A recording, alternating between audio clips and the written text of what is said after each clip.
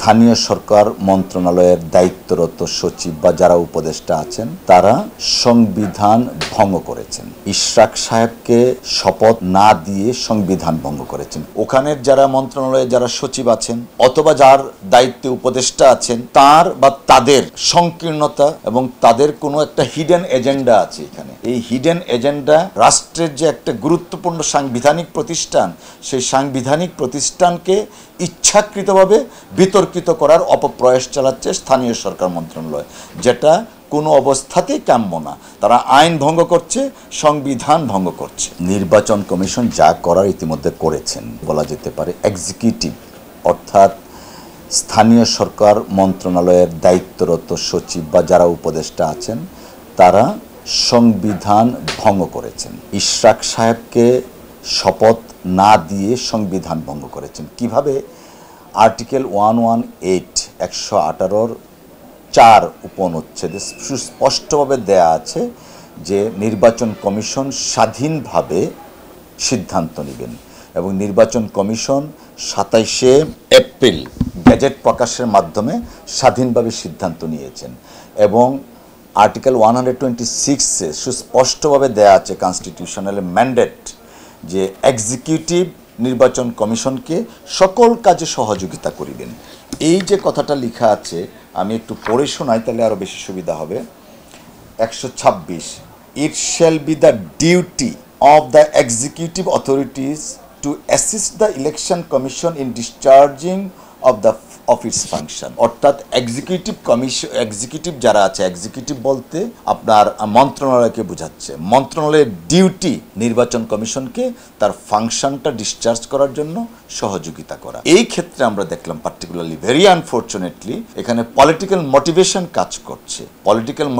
কাজ করছে বিধায়ী শপথ গ্রহণ করতে দেওয়া হয়নি। এই সমস্ত মামলা আদালতে মহামান্য সুপ্রিম কোর্টে কখনোই এইসব ব্যাপারে আগে কখনো আসেনি। ইশরাক সাহেবের শপথ গ্রহণটাকে প্রলম্বিত করার জন্য বা বাধাগ্রস্ত করার জন্য এক্সিকিউটিভের পক্ষ থেকে কাউকে ইনস্টিগেট করা হয়েছে এবং যথারীতি মহামান্য হাইকোর্ট ডিভিশন একটা রিট পিটিশন দায়ের করে। এই রিট পিটিশনটা সামারিলি রিজেক্টেড হয়ে গেল।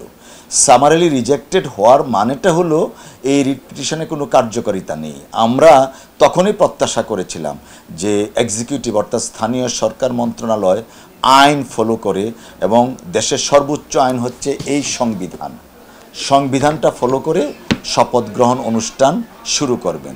কিন্তু আমরা তারপরে দেখলাম অ্যাপিলেট ডিভিশনে গেল। অ্যাপিলেট ডিভিশন থেকে মহামান্য সুপ্রিম কোর্ট সর্বোচ্চ আদালত বলে দিলেন নির্বাচন কমিশনের বিষয় স্বাধীনভাবে সেটা সিদ্ধান্ত নেবেন। তো নির্বাচন কমিশন তো 27শে এপ্রিল সিদ্ধান্ত নিয়েছেন by pronouncing a gazette notification. তারপরে নতুন করে নির্বাচন কমিশনের সিদ্ধান্ত নেওয়ার কিছু নেই। উপরন্ত নির্বাচন কমিশনকে তাদের অথরিটিকে খর্ব করার জন্য বা চ্যালেঞ্জ করার জন্য এই স্থানীয় সরকার মন্ত্রণালয় কাজ করছে। এটা পুরোপুরিভাবে সংবিধানকে ভায়োলেট করছে এবং রাষ্ট্রের যে একটা গুরুত্বপূর্ণ সাংবিধানিক প্রতিষ্ঠান, সেই সাংবিধানিক প্রতিষ্ঠানকে ইচ্ছাকৃতভাবে বিতর্কিত করার অপপ্রয়াস চালাচ্ছে স্থানীয় সরকার মন্ত্রণালয়, যেটা কোনো অবস্থাতেই কাম্য না। তারা আইন ভঙ্গ করছে, সংবিধান ভঙ্গ করছে। রাজনৈতিক উদ্দেশ্য এখানে কাজ করছে, যে কারণে শপথটা নেয়নি। তার মানে না নেওয়া যাবে না। স্থানীয় সরকার মন্ত্রণালয় যদি আইন ফলো করে, সংবিধান ফলো করে, অনতিবিলম্বে ইশরাক সাহেবের শপথ গ্রহণ অনুষ্ঠান সম্পন্ন করা উচিত। এই বিষয়টাই হচ্ছে হীন রাজনৈতিক উদ্দেশ্য চরিতার্থ করা হচ্ছে, হীন আলটেরিয়ার মোটিভ কাজ করছে।